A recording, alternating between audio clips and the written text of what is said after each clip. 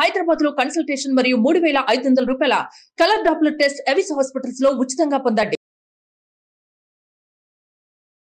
నమస్తే రమగారు. నమస్తే జయ. పంచారామాల్లో ఈ రోజు ఏ ఆరామం గురించి మాట్లాడతారు? సోమారామం గురించి చెప్పుకుందాం జయ. సోముడు అనగానే చంద్రుడు. ఆ.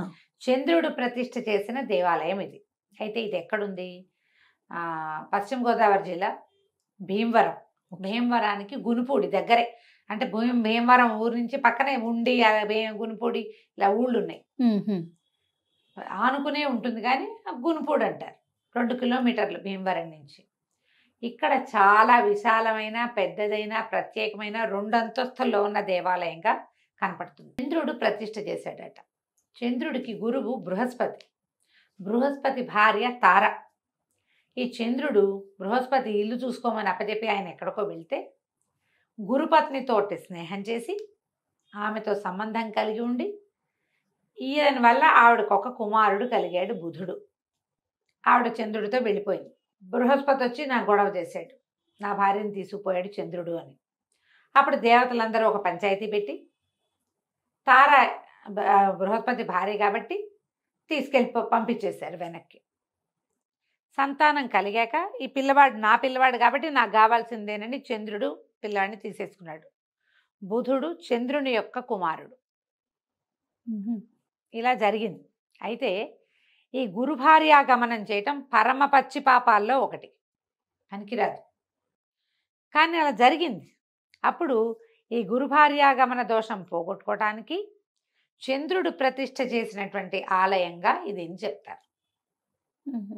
ఇక్కడ పడినటువంటి తారకాసుర సంహారంలో ముక్కలైన అమృతలింగపు ముక్కని ఇతనే చంద్రుడే ప్రతిష్ఠ చేశాడు ఇక్కడ అని చెప్తారు.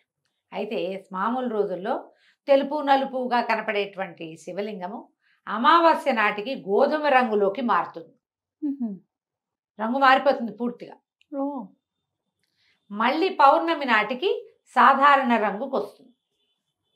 ఇది ఇక్కడ చాలా విశేషంగా చెప్తారు. చంద్ర ప్రతిష్ఠ కావటం వల్ల ఈ శివలింగ దర్శనం కనుక చేస్తే మనకి మానసిక సమస్యలు తగ్గుతాయి. చిత్తచాంచల్యం, డిప్రెషను, అలాంటి సమస్యలు తీరుతాయి. తర్వాత చర్మ వ్యాధులు కూడా నశిస్తాయి. చర్మ వ్యాధుల్లో చాలా మటుకు సైకోసమాటిక్గా ఉంటాయని చెప్తారు. చాలా, అన్నీ కాదు, చాలా మటుకు ఆ సమస్యలు కూడా తీరుతాయట. శివలింగం విశేషంగా కనపడుతుంది.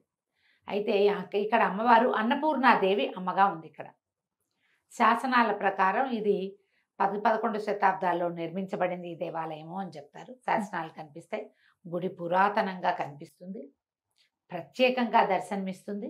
పైగా ఈ శివలింగం రంగులు మారటం అనేది ఒక ప్రత్యేకమైన విషయం కదా. అవునుగా, అది సాధారణంగా కనిపించదు ఎక్కడ మనకి. రంగులు మారే శివలింగాలు ఎక్కడ వినలేదు, చాలా తక్కువ ఉన్నాయి, కానీ బహు తక్కువ. ఆ బహు తక్కువ వాటిలలో పంచారామాల్లో ఒకటైనటువంటి ఈ సోమేశ్వర స్వామి కూడా ఉన్నారు. అమ్మవారు అన్నపూర్ణ స్వరూపంగా ఉండి పై అంతస్తులో ఉంటుంది. స్వామివారి కింద ఉంటారు సోమేశ్వర స్వామి. పక్కన అవతల నుంచి మెట్లెక్కి పైకి వెళ్తే అన్నపూర్ణాదేవి నెత్తి మీద కూర్చున్నట్టుగా ఉంటుంది. అన్నపూర్ణ దర్శనం వల్ల అన్నానికి లోటు ఉండదని, విశేషమైన ఫలితం లభిస్తుందని, అన్నదానానికి ఆమెకు కనపడి దానం చేస్తామని మొక్కుకున్నా కూడా మనకి భవిష్యత్తులో జీవితంలో అన్నానికి వెతుక్కునే పరిస్థితి లేకుండా ఉంటుందని చెప్తారు. అయితే ఈ క్షేత్రాన్ని పంచనంది క్షేత్రం అంటారు. ఎందుకనో ఇక్కడ 5 నందు విగ్రహాలు ఉన్నాయి. ఓహో. దీని నుంచి దేవాలయానికి లోపల ఓ పక్కగా చంద్ర పుష్కరిణి అని పుష్కరిణి ఉంది.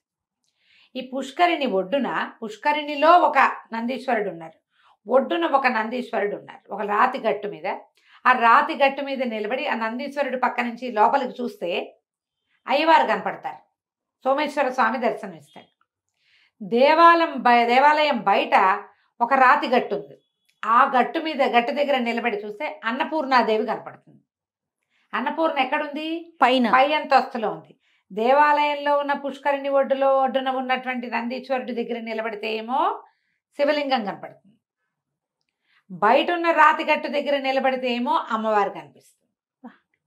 ధ్వజస్తంభం దగ్గర ఒకటి, ఆలయ ప్రాంగణంలో ఒకటి, స్వామివారి దగ్గర ఒకటి, పుష్కరిణి బయట ఒకటి, పుష్కరిణి లోపల ఒకటి, మొత్తం 5 నందీశ్వరులు కాపలా కాస్తారు ఈ దేవాలయానికి. ఈ 5గురు ఉండటం వల్ల పంచనంది క్షేత్రము అంటారు. ఇది చాలా ప్రత్యేకమైనది.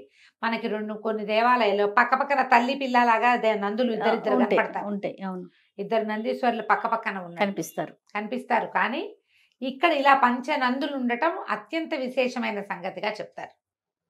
ఈ నందీశ్వరుల రక్షణలో ఉన్న దేవాలయాన్ని దర్శిస్తే ఎక్కడ ఇన్సెక్యూరిటీ రాదు మనకి. మనకి మామూలుగా ఎక్కడికి వెళ్తే భయం వేస్తుంది. అవును అవుతుంది. కొత్త ప్లేసులకి వెళ్తే ఇక్కడ ఏమవుతుందో ఎలా ఉంటుందో అని ఆ ఫీలింగ్స్ లోపల మనసు పొరల్లో ఉంటాయి జయ, భయాలు. అవునండి. మనకి భయం అని కూడా మనకు తెలీదు. అక్కడికి వెళ్ళే కాళ్ళు వణుకుతాయి, నోరారిపోతుంది, భయం వేస్తూ ఉంటుంది, ఆ భావాలు తగ్గిపోతాయి. అందుకని ఇది ప్రత్యేక క్షేత్రం అవటం వల్ల భీమవరం పట్టణానికి వెళ్తే చాలా మంది మావుళ్ళమ్మ అమ్మవారిని చూస్తారు. అవునండి. భీమవరం మావుళ్ళమ్మ ప్రత్యేకమైన అమ్మవారు కదా. ఆ అమ్మవారితో పాటుగా ఈ గునుపూడిలో వెలిసి ఉన్నటువంటి సోమేశ్వర స్వామిని కూడా దర్శనం చేయండి. ఇది విశేషమైన క్షేత్రము. ఒకటి, మానసిక సమస్యలు తగ్గుతాయి, చర్మ వ్యాధులు తగ్గుతాయి, భయాందోళనలు పోతాయి, లోపల పొరల్లో ఉన్నటువంటి మనసులో ఉన్న భయము పూర్తిగా నశించిపోతుంది. ఆ ప్రత్యేకమైన దర్శనం ఇచ్చేటువంటి ఈ సోమేశ్వర స్వామి, పైగా రంగులు మార్చగలిగే శివలింగాన్ని జీవితంలో ఒకసారైనా చూసి తీరాలి, ఖచ్చితంగా దర్శించాలి. అవకాశం ఉన్నవాళ్ళు తప్పకుండా చూడండి. అన్నపూర్ణాదేవి దర్శనం కూడా అత్యంత ఫలప్రదంగా కనిపిస్తుంది. నమస్తే. నమస్తే.